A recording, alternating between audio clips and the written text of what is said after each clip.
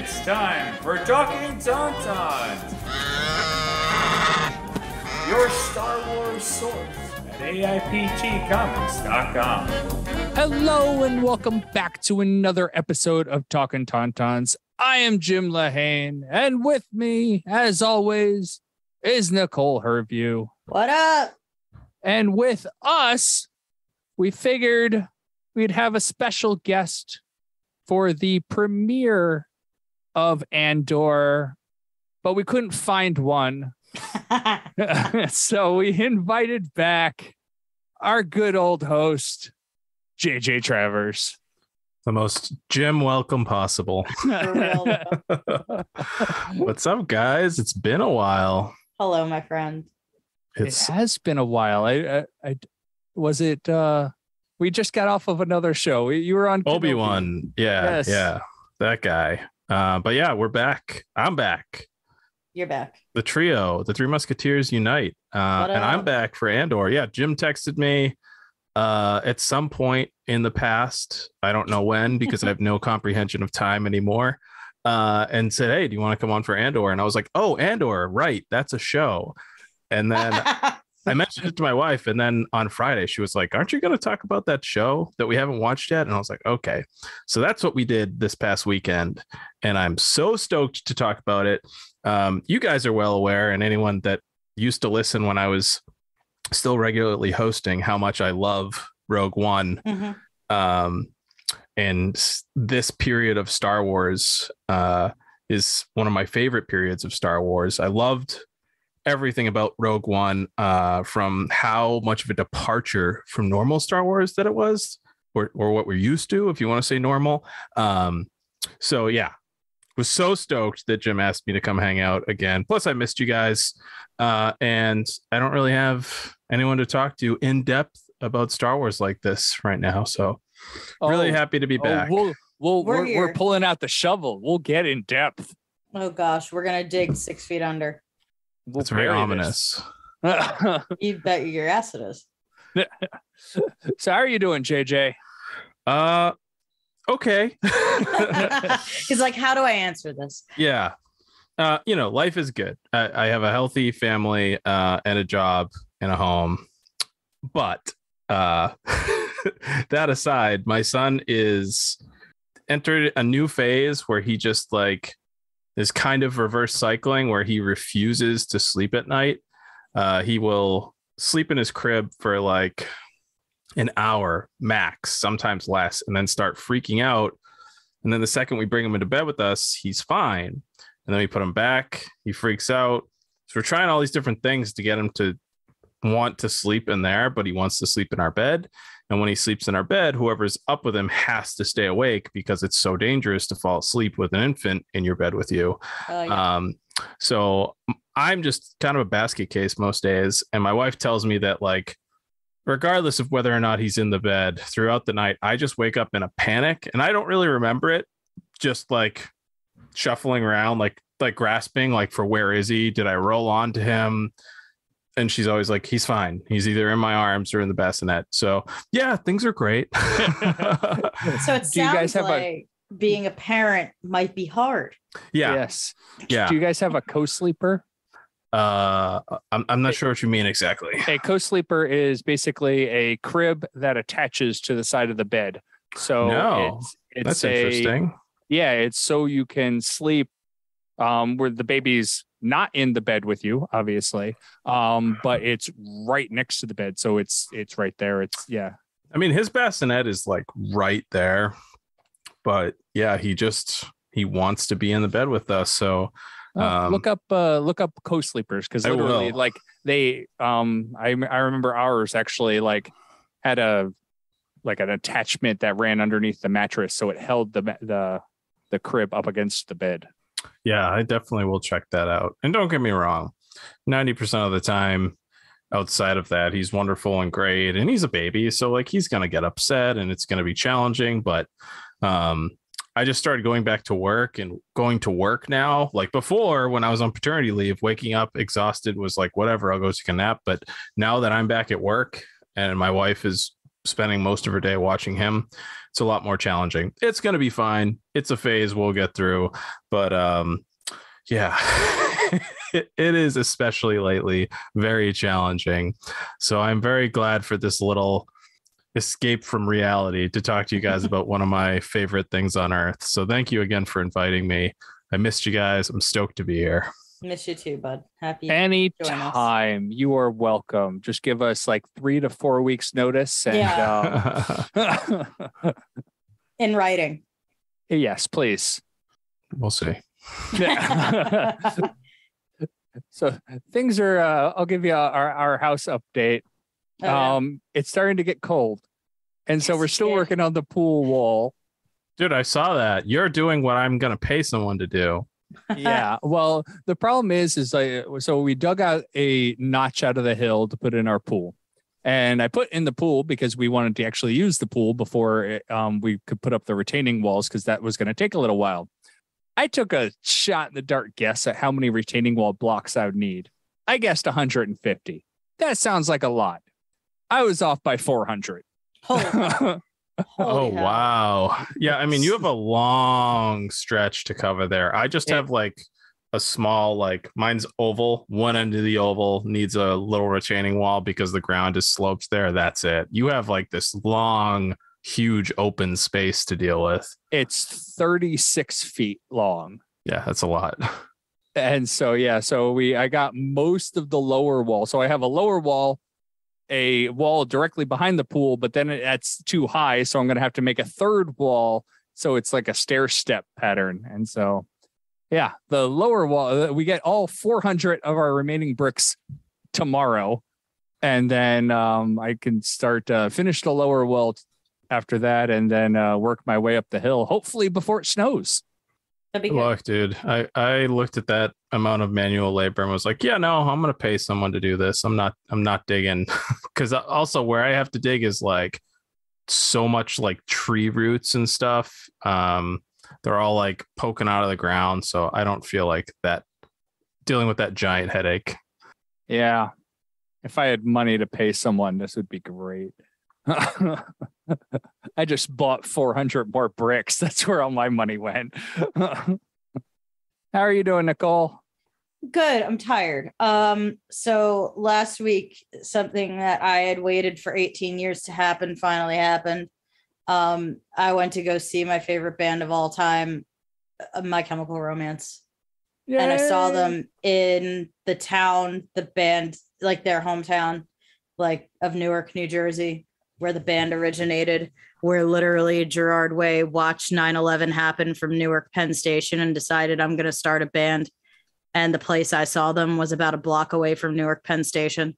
It was kind of bananas. It was kind of ridiculous. It was something I thought it was never going to happen because the band, broke up and stuff, and then got back together on Halloween of 2019.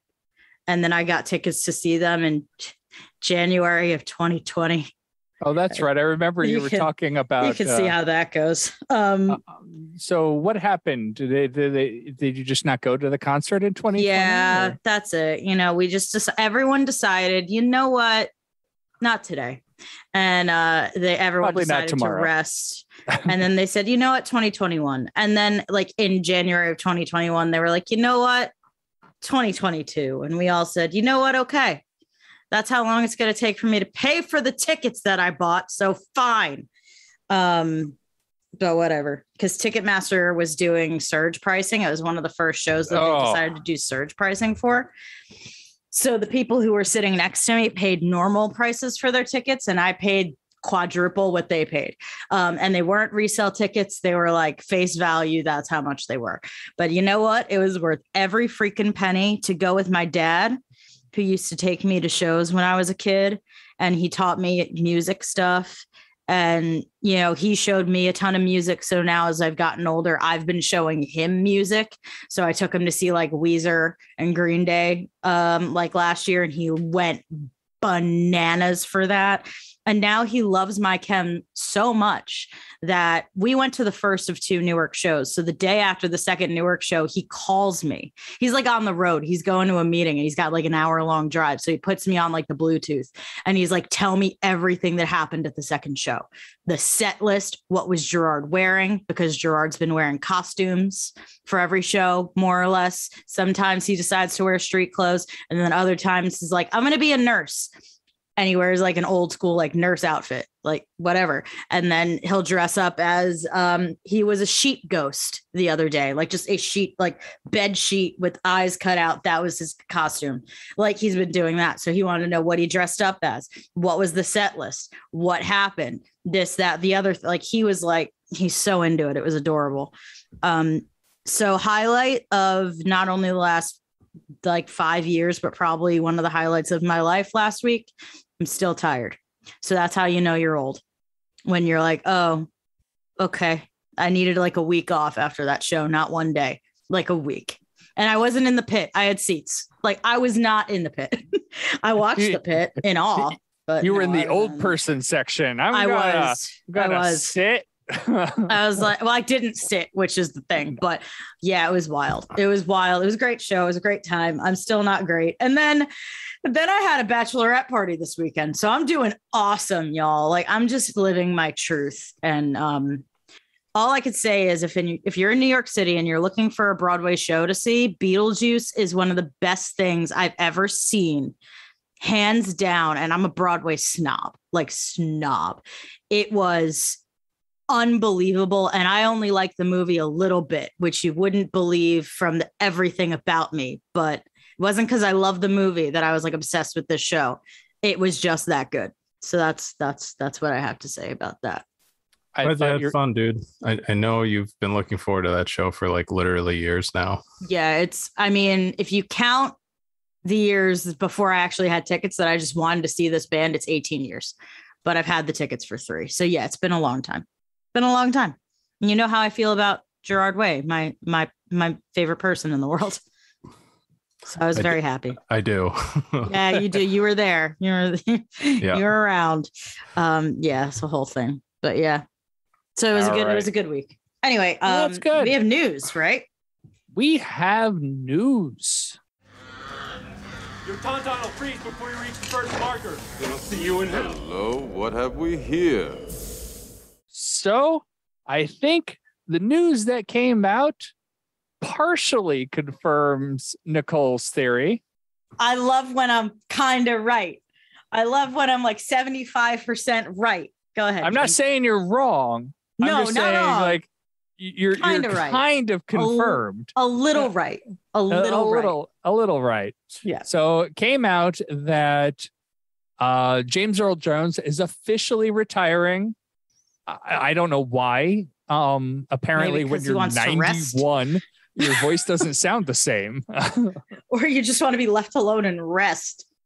Yeah. And so he's officially retiring from voice acting, and he signed away his rights of his voice so that pretty much Lucasfilm could use the modulated version of his voice in perpetuity, I would assume. I am sure he's going to get paid every single time they use it. He probably has a very good agreement, but yeah, he's not doing it anymore. Yeah, well, it's the same. They're very forward thinking now that they realize they're like, oh, wait, we can use people's likenesses after they're gone. We need to get this in writing now because we didn't do it before because that wasn't a thing before. And so like it's same with the voices. Yeah. And so, but the story behind the Obi-Wan recording is absolutely fascinating. Yeah, I would say definitely let's link to the article and give it to everyone somehow or share it on social because it's worth a read for sure. Yeah. Yeah, it's on Vanity Fair, and they really break down the people who did the audio. I don't even know how to say it. They call him a synthetic speech artist. Mm-hmm. Believ, if that's how you're pronouncing it. He's from Ukraine, and he was working on this in February. If you remember what happened in Ukraine in February, they kind of got attacked by Russia. They're still kind of getting attacked by they're still, well, that's when it started in like but February. It started in February, yeah. And Lucasfilm's like, it's okay, we can find someone else to do this. Like, they're not as good as you are, but it'll still be pretty good.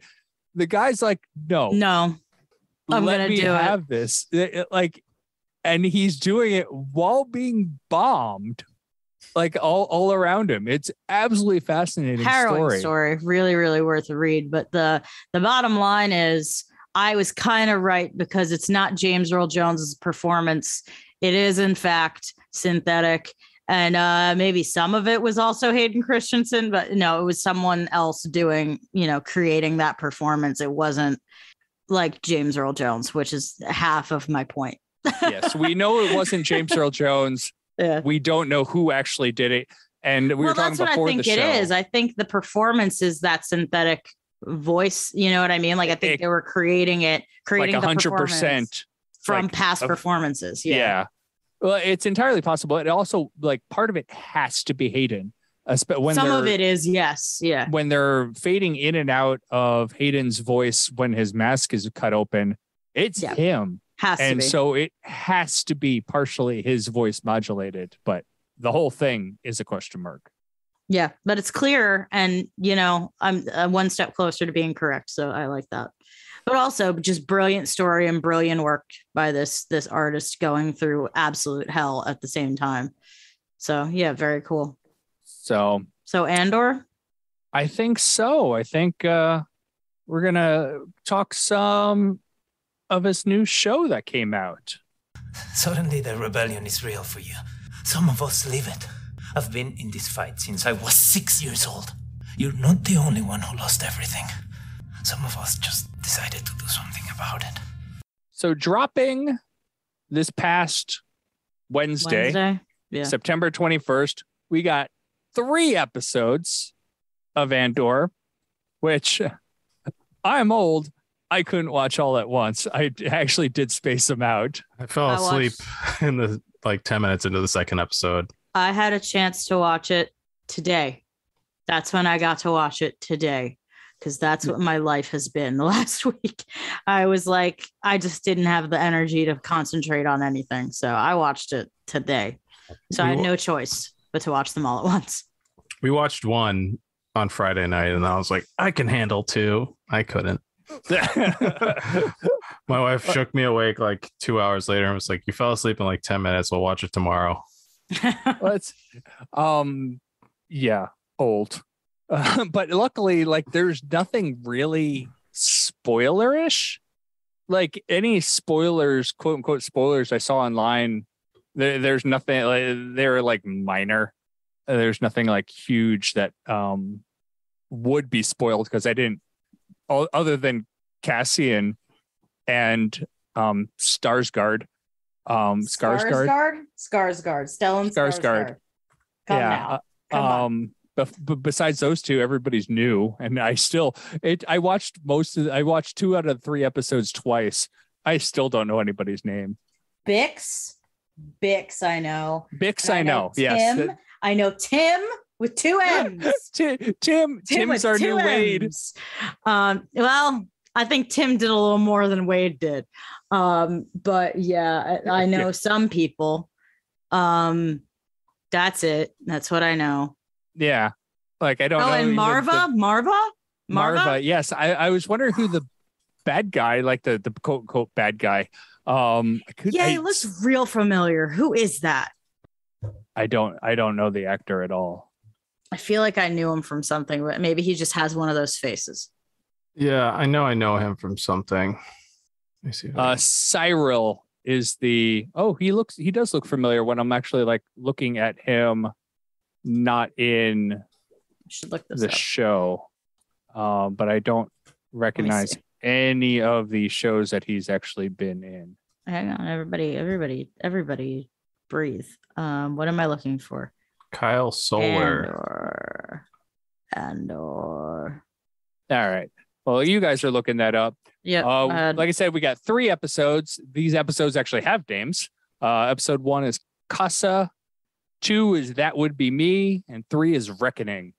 And I had heard elsewhere that this show is actually going to be doing story arcs a little more than we got in like Obi-Wan or Book of Boba Fett. It had nothing in an arc. But Mandalorian doesn't even really have arcs. But here, Tony Gilroy has said that they're going to be doing 3-episode arcs. So every 3 episodes is an arc. And so I assume that's why we got 3 episodes, because they did fit together really nicely. Yeah, all right. I'll give you my very quick review of this show right now, and pretty much everything I have to say. I'm gonna let you guys go for it. It's very mid. The pacing is shite. Can I say that? Bad pacing. If this was one arc, it was one of the worst arcs of television I've ever seen, because nothing happened. Really? This was one episode of TV that just was like, let's stretch it out as much as possible. It's doing very heavy character lifting that could have been like 5-second flashbacks. I did not think this was a strong start, even though I love these characters. I do like the vibes. The vibes are immaculate. The cinematography is fantastic, and the acting is stellar. I think the plot writing, if that was an arc, oh no, that scares me a lot, because you know it's bad when your preview is the end of an arc. That the preview that they gave us at, in front of Rogue One, trailers, whatever, the scene I've seen 7 times was the end of episode 3. That's episode 1, like the middle of the episode to me. Like, I felt like episode 3 was episode 1.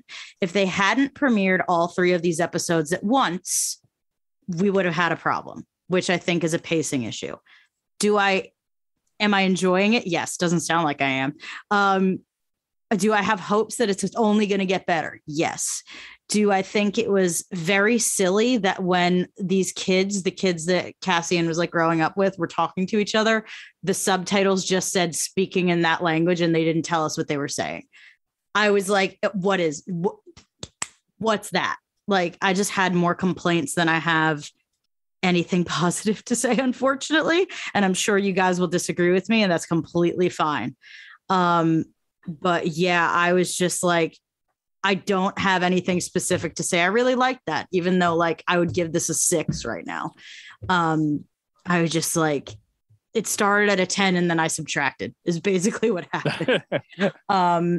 But yeah, I was not blown away as much as I wanted to be, because I adore Rogue One too. I think it's one of the best Star Wars movies of all time.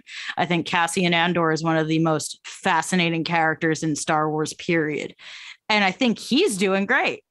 But the plot is not serving him yet. Big all capital letters yet. If this was one episode, I'd feel very differently. But the fact that it took like an hour and a half to get to like any forward motion was weird to me. I'm done. That's my rant. It's okay. You can have your rants. If you remember, I didn't like a lot of The Mandalorian, so that's fair. It's fair. So, what's your overarching thoughts, JJ? I am on the opposite end of the spectrum from my lovely, delightful friend Nicole. I figured as much. Who I love very much. Oh, likewise, JJ. Go ahead. I'm going to strongly disagree with in every way possible. Go on. So JJ and I are going to go sit over here. Yeah. So you guys do that. I think that Rogue One is the best film to have been released under Disney's ownership of the franchise. And I think that depending on where we look in like 3 or 4 more episodes, that Andor, I don't want to jump the gun, but I think it's quickly making a case to be neck and neck with The Mandalorian for the best television series released under Disney's watch. I think it is incredible. This is what I was so desperately and dearly hoping for. It's this gritty, dark spy thriller with, I think, super thoughtful world building, because so many people are saying, I'm hearing from friends that have watched this, this doesn't feel like Star Wars. This isn't like Star Wars. This is so different from Star Wars. And that to me is like one of my favorite parts about it. And I think that's why it started off so slowly, is because it's kind of a shock to the system. So I felt like they were being very thoughtful with that and their world building and laying the setting down and making you understand what's going on. Because in so many other Star Wars properties, whether it's comics or books or movies or shows, 99% of the time, it's like, here's the Force, you have your Jedi, you have your Sith, you have your, stormtroopers, you have all of these things that almost anyone, regardless of their level of fandom, could sit down and say, oh, okay, I know what that is. I'm in and I get it. So that to me was why we're getting this very slow, gradual introduction here. And I am just so thrilled about that, because to me, the fact that the only thing we recognize about this so far is Cassian is the best. Like, that's so refreshing to me. I love this. Like, I love sitting down with a new Star Wars show. And this is my hope for Taika's rumored Star Wars movie that's going to have nothing to do with what we know, is I want to sit down with, like, we're in this huge galaxy far, far away. Like, tell us some stories with people we don't know. And that's what this is. And that's why a big part of why I love it so much so far is all new characters. There's no Sith, there's no Jedi. And I would be thrilled for this entire series to go by without a single glimpse of the Emperor or Vader. Like, there's just so many people out there. We don't need those characters to succeed. And that is what this show is already showing me.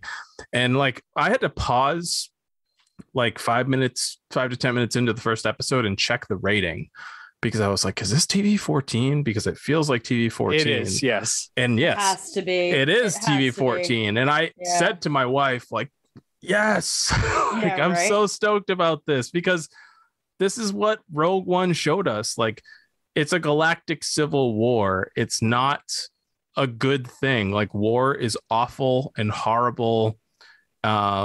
And it's nothing about it is good. And that's what Rogue One showed us. And I feel like this has tapped directly into that vein and is going to take it even further.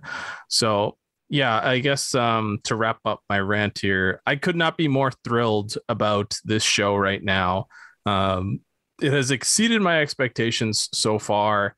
I love all the new characters. I love the world building, the grittiness, the dark feel of it. It's like they lifted up the rug that everyone walks on when they, walk into the Star Wars universe, and they're showing us all the dirty stuff under the rug that they tried to hide from you. And like, that's this series. And I hope it keeps that tone. Like, I really want it to be not nice. I will tell you the tone is fantastic. And that's what I was saying about like the cinematography being beautiful. Yes, the world building is good. The characters I do really like. I like the fact that we don't know anyone but Cassian, and now all of a sudden, like, we have all these interesting people to play with. I just can't get past the pacing bit. I can't. I like world building. Do it for 20 minutes, not an hour and a half. Like, I didn't need that much. Like, you can spoon feed it to me over like a while, because I got it within 5 minutes. Like, he's in a brothel. I was like, okay, I understand. I get where we are. And that was about as much as I needed, but I'm so happy you're liking it. Like, I'm not trying to take away from that at all. I didn't That's get that. Fantastic. Yeah, I didn't get that from you at all. I hope I get there. I really want to get there, because I think they're doing well. It's not like they're not doing well. I just can't get. Go ahead, Jim. Sorry, you haven't said anything yet. They're fine. So yeah, my thoughts overall, I've said even before that I was super stoked for this, just because it is going to be like, before we knew anything about it, I'm like, this is going to be different than we've seen before. And it is super different. And they did start off with that TV 14 real quick by putting us in a brothel, although they did it in such a way that kids probably wouldn't realize that they're in a brothel sort of thing. Like, that totally would have gone over like anybody's heads who wasn't aware, but like you're sitting there going, see, yes, he is. Okay, then. Jim, it's so funny. This felt so different from Star Wars that I was like, okay, yep, he's talking to the sex worker. And then I was like, what? Wait. Exactly. I'm watching Star Wars. Like, someone said this is the first time sex happens in Star Wars, like explicitly, but that's later. And I was like, oh my God, you're right. Like, I never even like thought like in on-screen Star Wars. Yeah. Like that has never, I was shocked that it happened twice. I was like, we start in a brothel and then we actually have a pre and post sex scene. Well, Tim's out there shooting Tim's a shot. Having 2 M's at the end of his name, babe. Yeah. So yeah. Back to my yeah, go ahead, Jim. Yeah. I did enjoy it. It felt slow, but it also didn't feel slow. Like it was like one of those, like it feels like it's going slow, but all of a sudden the episode just ends. And you're like, is that it? But like we got 3 episodes in a row. So it wasn't like I couldn't like the Netflix thing where he's like, oh, I can keep going sort of thing. Yeah. But you're right. If we didn't get 3 episodes, it'd be kind of like, you're just ending it there. That's exactly what I mean. Like there's a reason we got 3 episodes at once. So, but I really enjoyed it. I would not call this, as of now, I would not call this my favorite. I like Obi-Wan. I absolutely love. Rebels is still like my number 1, if not tied with Obi-Wan. So they're up there right now. This is not looking to hit it, but it's still, I'm enjoying this more than I enjoyed the Book of Boba Fett and the Mandalorian. So it's definitely promising. I absolutely love the cinematography. There are so many shots that it's like clear somebody sat down and thought this out so well, because there's an object in the middle of the screen and you have all those lines pointing to that object in the middle of the screen. It happens a lot. Yeah. And it's most notable when Cassian's a little kid and he's standing in the corridor of the ship, and like the ship kind of comes to a point on Cassian, but like frequently you'll get those shots where it's like, you have these long lines in the middle to something in the middle. And I really like that. I like the continuity of the visual features of it. I love that. I also love the use of color. The use of color similarly is beautiful in this show. The stark contrast between Cassian's home planet, which his name is absolutely escaping me over and over and over again. But the difference, something Kessa, it's his something home planet? like that. Yeah. his home planet, I wrote it down, Canary. I was Thank nowhere you. near. Because he's called Casa. He's called Yeah. Casa, yes. So that between Canary and literally everywhere else, the contrast, it's like you're using a different color palette. It's beautiful. Yes. Yeah. And also the color that the Imperials turn, that green, that sick green that they turn when they're subjected to the gas. I got questions about that. Oh, phenomenal. Because I saw a little bit of the gas coming out of the ship and I was like, the living hell is that? And then I saw one skin and I was like, oh my God. Like it was just so well done. Like the fear of that ship crashing and everything with that, I really, really enjoyed. I thought that was really, really well done. And the parallels that they were making between Cassian at the end of episode 3 and Cassian as a child at the end of episode 3, that was good stuff. But especially with the cinematography of it, I thought it was beautiful. I was going to agree with Nicole that it was the way they did it too. The second they switched time frames, you knew. You knew exactly where you were. You knew when you were like looking. It wasn't one of those like, what am I watching? Like, oh, you flash back. No, it's very clear, very instantly. effective. Mm-hmm. Speaking of like flashing back, I think of flashing forward with this show. And I really like the parallel between when we see like the mirroring between his debut and Rogue One and his debut in Andor. Yes. When he's like trying to do something kind of shady, but for 2 very different reasons, and ends up killing some guys to get out of it. Well, Like- they also mentioned Wobani, Yes. which Yes. is the planet that they rescued Ray from, like Jin. right at the beginning. Jin. Yeah. Jin, not Ray. Jin. I don't Jin think- Urso, not Ray. I don't think Jin. Jim realizes what he said. You Jin. said the planet that they save Ray from. That'd be Jin We're Urso. Jin. Okay. I'm He's gonna go fine. now. He's okay. Goodbye, Everybody. Jin. Gonna go now. Fired from your own podcast. So I liked, I like the mirroring of that scene and the parallels, and I also really like that we're seeing like a less like bitter and jaded and burnt out Cassian. Mhm. We're seeing, like he's still what he does in Rogue One is like cold, calculated, like just does it, no regrets. And then we see him do the same thing here, but he hesitates. Like he doesn't shoot him immediately. He's thinking, he's like wrestling with the decision. And then you can see like a little bit of regret on his face. So like he hasn't become that like super jaded person yet.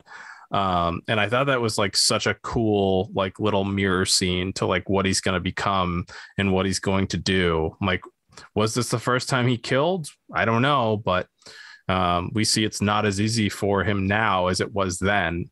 And What I really liked about that scene was the guard's reaction. Not the one who died, obviously. He was great. The other guard, he's like, first off, he's like pissed off. He's like, you killed him. What did you do? How could you do this? And all of a sudden it dawned on him, oh, wait. I'm about to die. And I was like, whoa, that was a very smartly written scene, like very well written. yeah. Right, like you could see it in his face. He's like, oh no. Oh boy, I better get out of this real quick. And it's just, it's so sad. Yeah, when it clicks, that was really good acting from that It guy. was. I had never, because it took me a second to catch up. Like he was panicking and I was like, why is he? Oh, like it took me a minute to be like, I see what's happening. It was really effective. That was, I had never seen a scene like that, because that happens all the time, right? Something happens and the person realizes, oh shoot, I'm gonna get shot. And like it's just never executed like that. And I really, that flip of, yeah, of course, at first you're gonna be mad that your friend's dead, and then it's like, oh poop. Like, because you don't want to leave the witness. yeah, You realized, oh screwed. wait, I'm the witness. I'm the only witness. I am absolutely goofed. Yeah, it was cool. It was a really cool grasping at straws, and yeah, definitely a parallel between the beginning of Rogue One. Yeah, that was cool. And we also saw a parallel of his relationship with the droid, right? Like, Yes, I thought about that. I immediately thought of K2SO when looking at B whatever. I have no idea. B. It should be. And also the seeing B back then and B all janky now. It was kind of fun. B2EMO, which is funny. That's B2 emo. It's me. Yeah. Which is funny. It's the guy who does the puppeteering for B does the puppeteering for BB-8, Dave Chapman. Oh, that's cool. He does a lot of other droids too. I've heard him talk at Celebration. I love B. I absolutely love. He's I love adorable. B's my favorite. He's like, I'm gonna need you to tell a lie. I think I have ample power reserves. That's 2 lies. That's 2 lies. So sad. I love B. Seeing B in the flashback too, from when he was like, oh man, I was so sad for him because he's such a sweet little like thoughtful droid, and when he like hunkers down and hides and is like, oh man, they really nailed it. Like there's one thing that I've yet to see them screw up between like, regardless of how you feel about any of the things that's come out under Disney, they have not screwed up any of the droids that they have brought to life, whether it's in a video game, a animated TV show, a live action movie, whatever. The droids are always so good. I agree. I mean, even Dio, who's like one of my least favorite droids, I'm like, that is an interesting little cone-faced baby who I just want to protect from the world.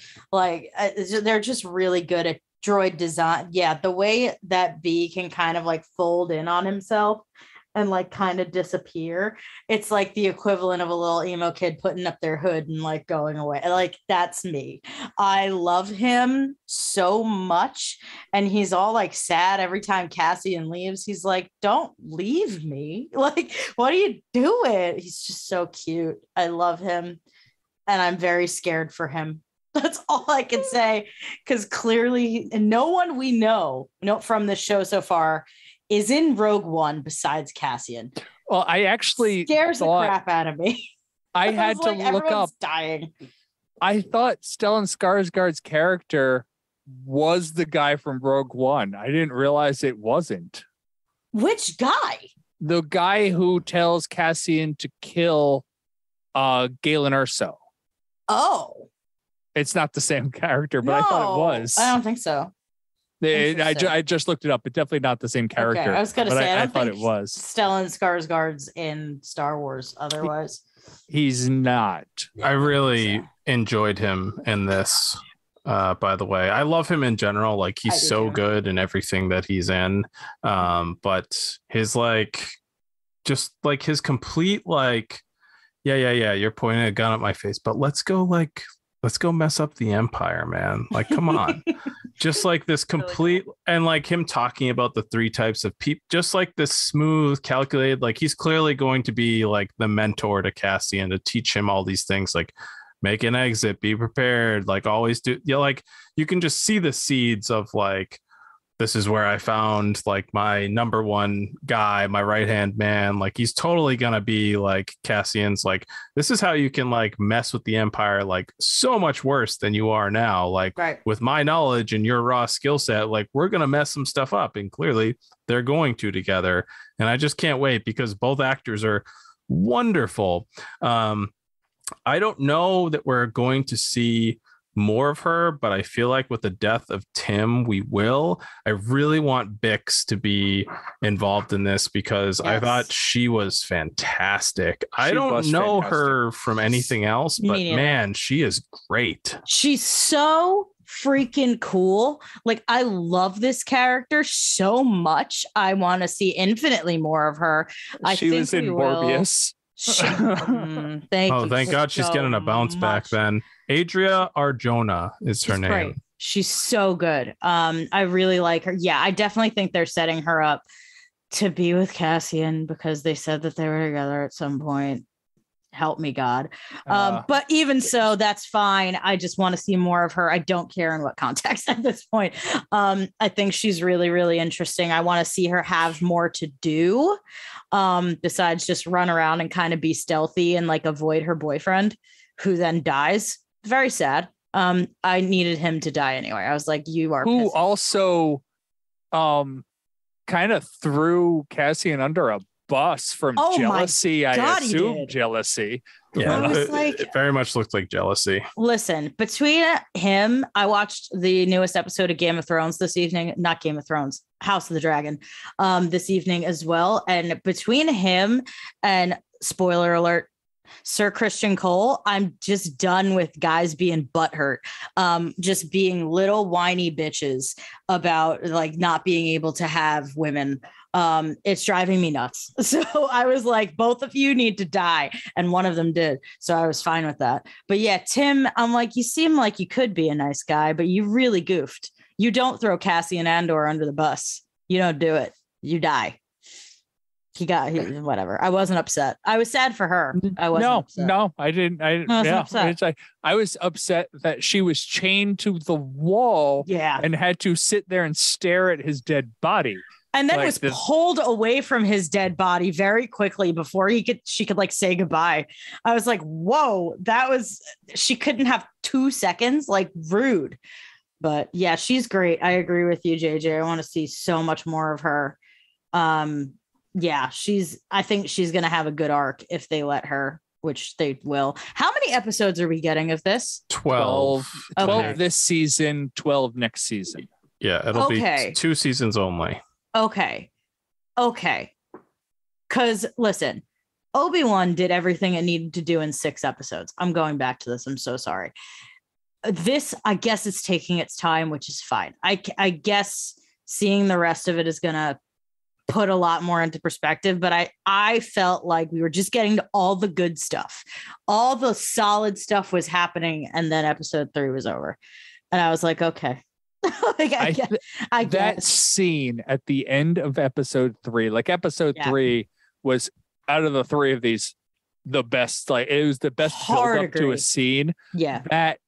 That where he's trying to get the box and Skarsgård, what's his character's name? Luthen's telling him, leave the box. I gotta get the box. Leave the box. Stupid. And everything's coming down, and it is like visceral how they got these things like exploding and coming down. It's so good. It is so good. It's a very good scene. There's a reason that's what they showed us. Like, it was a very good scene. Well, that whole conversation was great. I am annoyed. We never actually saw that.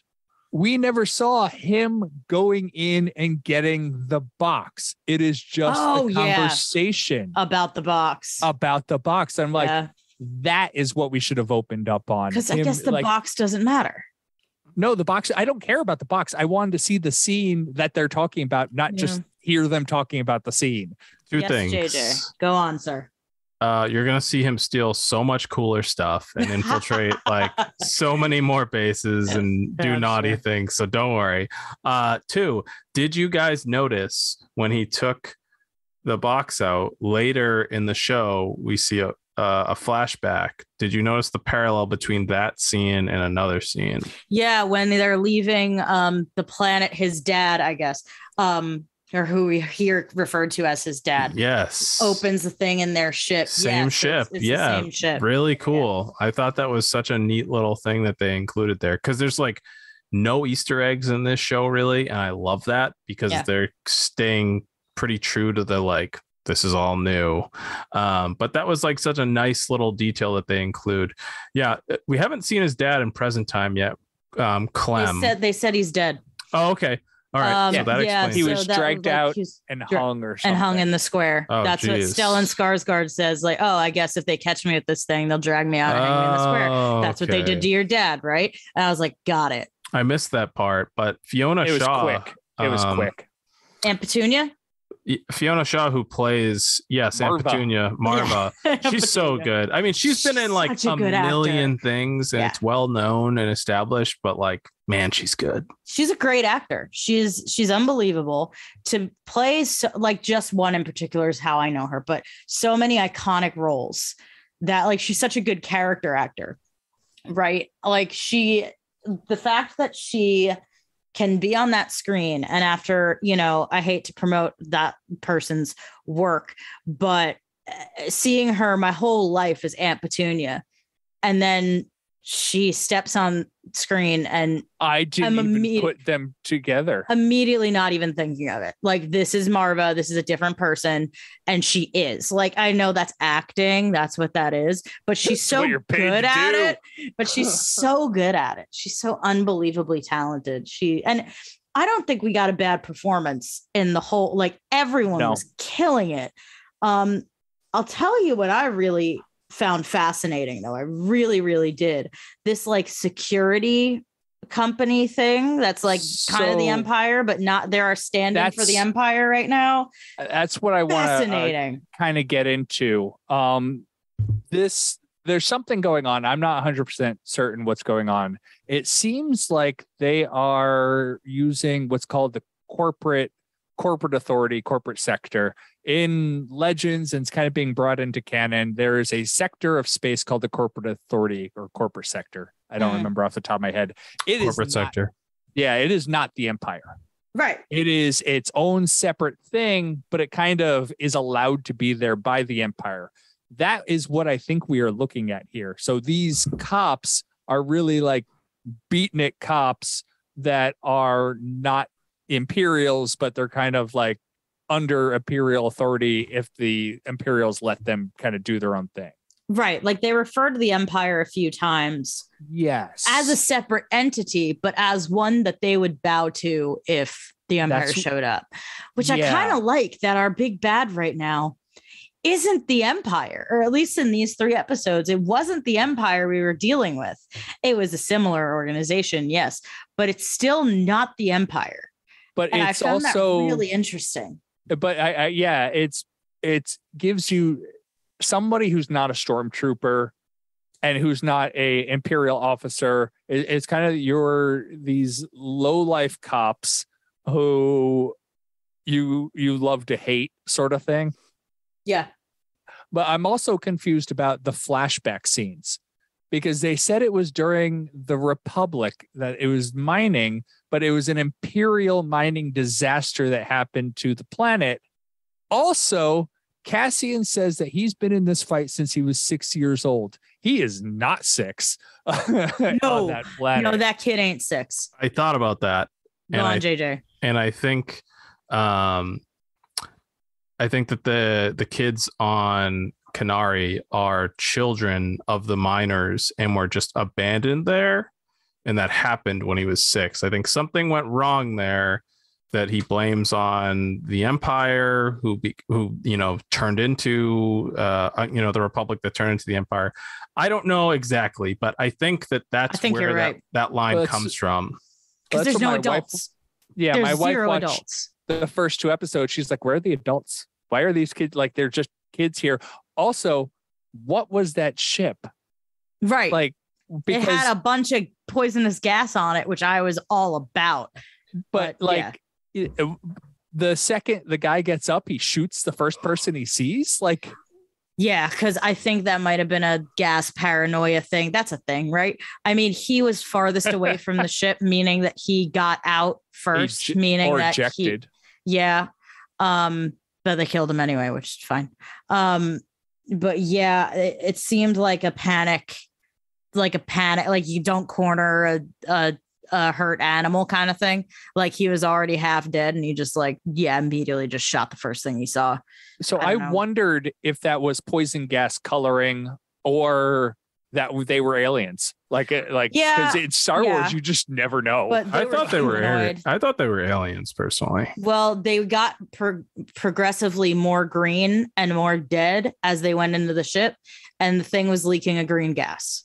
More green and more dead. Yeah, they got more green and more dead as they went on, and there was more gas, like green gas. So I'm gonna go with they all died from gas poisoning, and that's why they were green. It makes sense. It was one of those I don't really know. Also, that matte painting was terrible on the planet of Canary. When they were showing the actual mining pit. Oh, sure. Yeah. It was a matte painting. It was 100% a matte painting or I didn't even notice. Shot. It was terrible. It didn't look real at all. Oh, oops. A question for actually probably more JJ, since you were watching this with somebody who is not Star Wars. My wife immediately, when the episode started, it pops up with the planet and it says 5 BBY. My wife looks at it, goes, I do not know what anything on that screen means. I just explained it. She didn't even ask. I was just like, yeah, so this is why this is relevant to this time. And she just said, okay. Part of why I can also give this, I feel validated in giving this show like big thumbs up, is because my wife, who knows like a fraction of what I do about Star Wars, recognized nothing and absolutely loved it still, and is like so stoked to see where it goes.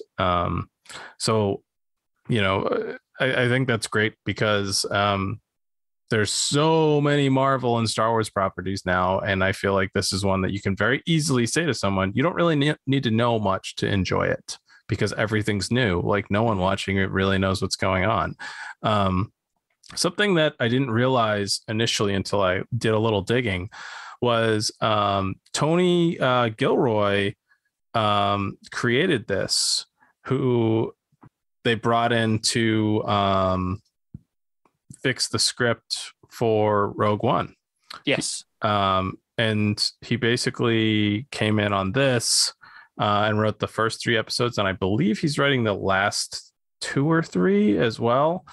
But yeah, I thought that was really cool how they got the same guy to do it, and obviously like he's also the showrunner. Yeah, a lot of the similarities make a lot of sense now. Oh yeah. But I think that's why he nailed Cassian's character so well. You know, what I really like about this as well is like the Cassian we're seeing with all of these different people that he interacts with, that he's like, I need this favor, like the guy in the junkyard, the guy at like the window with the alien who's yelling at him, the people at Bix's shop, like he interacts with them so differently than the Cassian in Rogue One would. Cassian in Rogue One would stick his blaster in their face and say, give me what I need right now, I'm going to kill you. This Cassian operates on like charm and suave and like flirting and manipulating. Like he hasn't, you know, hit that point yet where he's just like, I don't care to like charm anyone anymore. I'm just going to kill you if I don't get what I need. Right. He's not tired yet. Yeah. It's really cool that they were so thoughtful about his character development. And, you know, I would expect that for a show like this, but still it's really nice to see. Yeah. I think I jumping back to my BBY point. This is the first time we've seen the ABY BBY dating in any television or movies. They've never used this before. Like I've been using this for years, but I know it's not a well-known thing, and it seems interesting that they gave no explanation for it. They didn't even like spell out what BBY is before the Battle of Yavin for anybody listening and doesn't know. Which is 5 years before A New Hope, aka 5 years before Rogue One. And it seems like one of those, like, why would you do that when you're trying to make a show that is accessible to everyone? It seems like it's unnecessary hurdle. It is easy to look up. It's one of those, like, I could type in BBY and it'll tell me in 2 seconds what it is. And so it just seems like an unnecessary hurdle, but it's like a great little Easter egg for me. Also, it makes me question calendars because you can't date things before they happen. Like you don't right, know you're in. We know we're watching a flashback, basically, right? Like, so yes, that's like okay. you don't know if you're in BC because it's before what you don't know. And so it's I found that one interesting. Also, to kind of go along with your point, JJ, about Cassian being a bit different than his character in Rogue One, I loved the conversation with Brasso. Like, where was I? Where were you last night? Or where was I last night? It's like,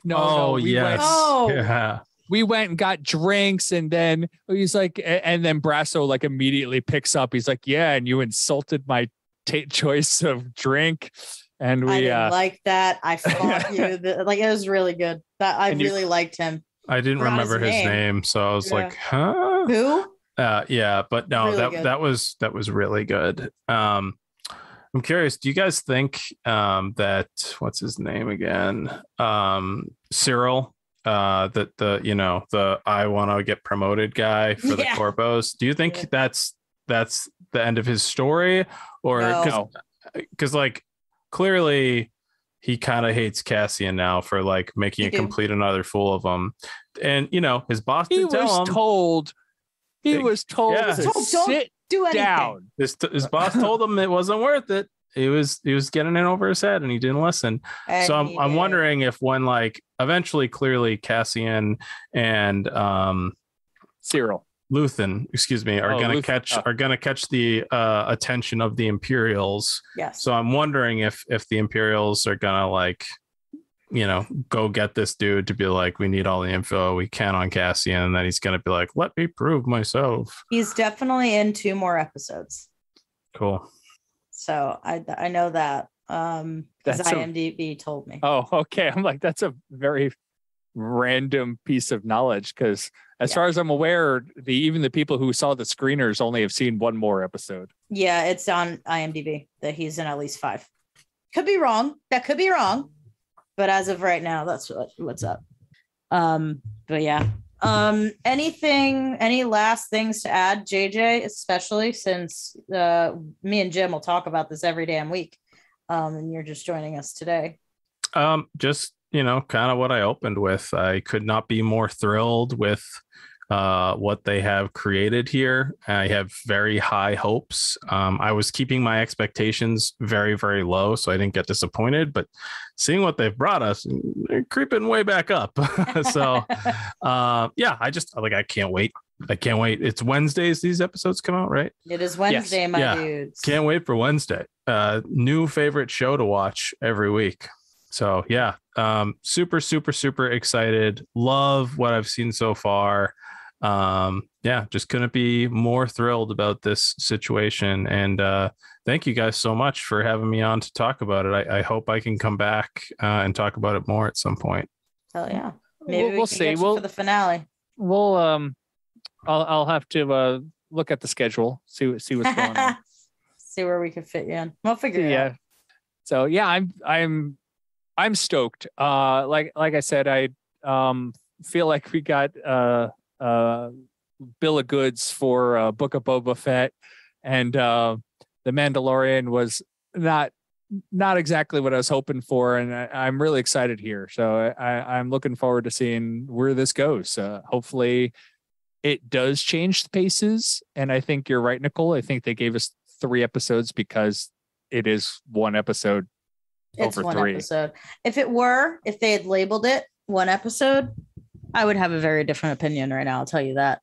I hope it changes my mind. I hope that it picks it up from here, and that episode 4 on, I have a very different opinion. I mean, clearly, as you heard from us talking, there's a lot of good things to say about it. I didn't disagree with any of what you guys said, obviously. Yeah, I really just hope that they fix that, or that we're done with that pacing. Because I never want to see the credits roll and go, are you kidding me? Is that it again with this show? Because otherwise it's serving up some really great stuff, and it's very promising. So I hope that it changes my mind. All right. So with that, you can reach us through email, talkintauntauns@aiptcomics.com. You can find us on Twitter @talkintauntauns. You can join our Patreon and find us on Discord through aiptcomics.com. I'm almost it's late. I'm tired. Yeah. And next week, I think we got another episode of this, so we will be talking Andor for the next couple of weeks. And yeah, thank you so much, JJ, for joining us on this one. And I think we will call that a wrap. See you next week.